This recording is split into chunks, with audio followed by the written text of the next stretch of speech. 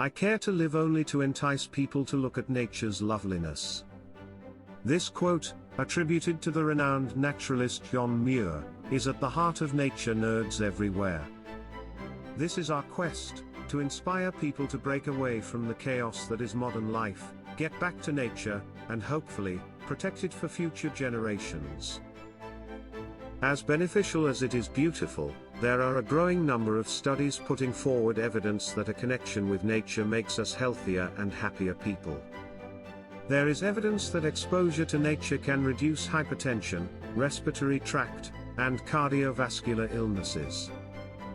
But more than that, feeling a part of nature has been shown to significantly correlate with life satisfaction, vitality, meaningfulness, happiness, mindfulness, and lower cognitive anxiety. There must be some truth to the science, for never have I felt better, or more alive, than when roving through nature. On today's episode of Nature Nerds, we traverse through a mostly rehabilitated wetland, which was previously decimated for use as a rock quarry and fish hatchery. It's a place that sits as a supreme example of the power of man, to destroy, and rebuild. Welcome to the Aumsville Ponds. Located only 1.5 miles from Aumsville, Oregon. This 77-acre county park, open May 1st through October 31st, is a lovely spot for an easy adventure. But what truly makes this park exceptional, is the fact that it exists at all. The site is composed of wetlands and upper buffer areas flowing into Porter Creek. Wetlands are among the most important ecosystems on Earth. Vital to our lives, these wonderfully complex habitats store, clean, and filter our water, while also helping to prevent soil erosion, and control flooding. It's a great family park, but no dogs are allowed. The same goes for motorized boats, just leave them at home. The park has one vault toilet and no potable water. There rests a lone picnic table near the parking lot, but plenty of space to throw down a picnic blanket, and enjoy the natural views.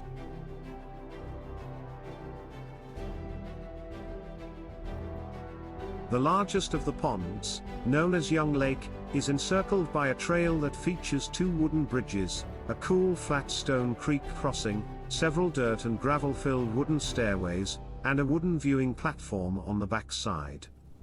It takes as little as 20 minutes to make the circuit at an exploratory pace, or much longer, if, like us, you take your time, exploring the many smaller side trails and paths.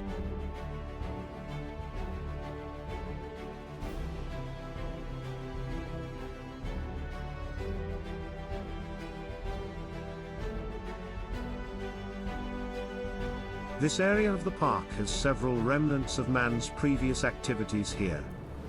The oak trees are producing acorns, another food source for the wildlife in this region. An oak apple gall sits on one of the leaves. These unusual plant growths are named for their resemblance to apples. They are constructed of leaf tissue that has been hijacked by a gall wasp. The tissue then surrounds a single wasp larva located within a seed-like structure positioned at the center of the gall. Invasive plant species, such as the Himalayan blackberry, dominate the landscape, choking out native plants that once flourished. The berries are delicious and do provide some food for wildlife, but at what cost? Cinnabar moths were released in Oregon to control the noxious exotic weed, tansy ragwort. Here you see them in caterpillar form. They absorb toxic and bitter-tasting alkaloid substances from the plants, and assimilate them, becoming unpalatable themselves. Scotch broom, another invasive species, also dots the park. It was introduced as an ornamental plant by European settlers, admired for its yellow blooms, and later used to combat coastal erosion. The Oregon Department of Agriculture has released a species of seed weevil whose larvae feed on the developing Scotch broom seed pods. You can pop open a mature, brown Scotch broom seed pod to see if seed weevils are working. Invasive plants such as these must be removed in order to restore our ecosystems to how they once were. It may seem a daunting task, but it is absolutely worth the effort.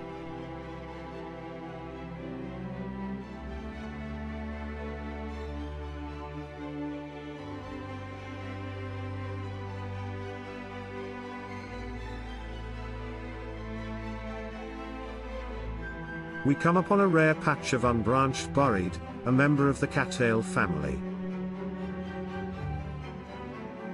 It is found in shallow, still or slow-moving water.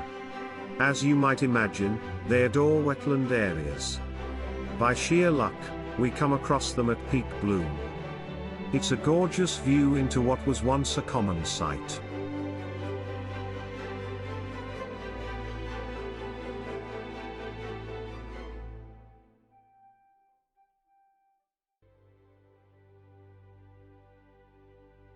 Thimbleberries, though common here, are always a delight to find. Multiple pairs of legs help the cryptopid centipede slink around with stealthy speed. This reddish-brown arthropod is not actually an insect. Alder trees are native to stream beds in western states, where it is an important contributor to the variety of riparian woodland species and supports abundant local wildlife. The tree grows very fast, sometimes while standing in water, making them a perfect restoration plant for the area. They enrich the soil around them with nitrogen and improve soil structure.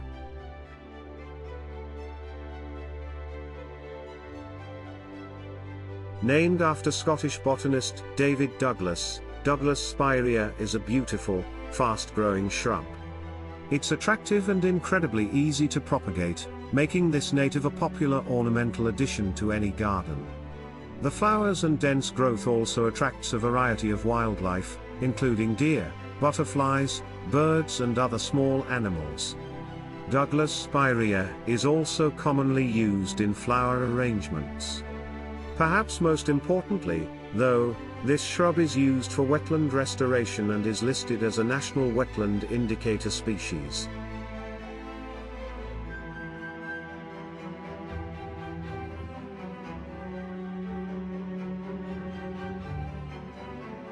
Many wetland areas weren't as fortunate as this, with nearly 99% of all wetland ecosystems in the Willamette Valley being destroyed.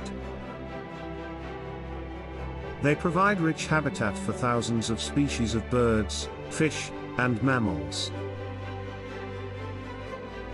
Historically, and quite ignorantly, they were seen as a nuisance, being too shallow for swimming, and too wet for farming. They were often drained and then filled for other uses. The disappearance of these wetlands has altered the area's hydrology. Many of the species that once inhabited these ecosystems have vanished, elevating the importance of Oregon's remaining wetlands to us all. Migrating birds, for instance, may be forced to change traditional migration routes when a wetland is destroyed. Similarly, other species must adapt or die, due to the loss of critical habitat.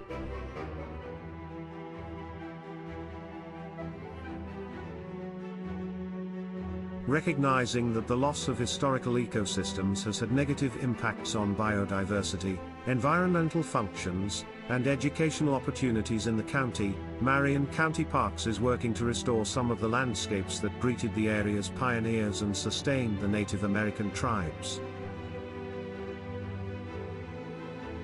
The Natural Heritage Parks program was developed by Marion County as one way to begin the restoration of these historical ecosystems.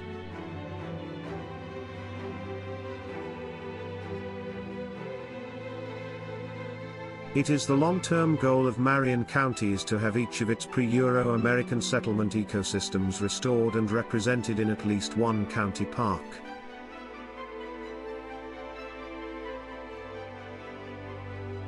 By restoring these ecosystems, the county can provide critical habitats for rare plants and animals, re-establish important environmental processes, and provide visitors the opportunity for environmental education and appreciation of the county's natural heritage.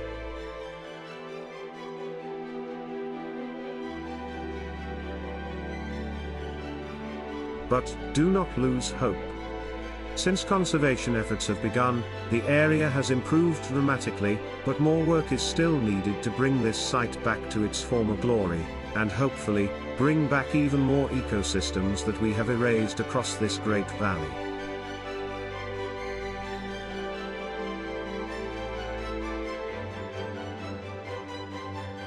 It's been a lovely day, full of exploring, learning, and absorbing all that nature has to offer.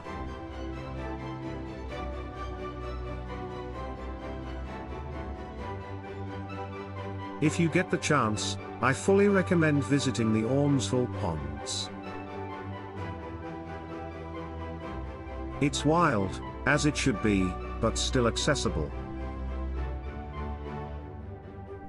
I challenge you to hike the trails, take in the scenic wetland views, walk slowly, immersed in fields of wildflowers, breathe deep the fresh, sweet air, and be at peace. If you enjoyed this video, please subscribe. That's all for this episode of Nature Nerds. Thanks for watching, but now I'd like you to get off the internet and go out into nature.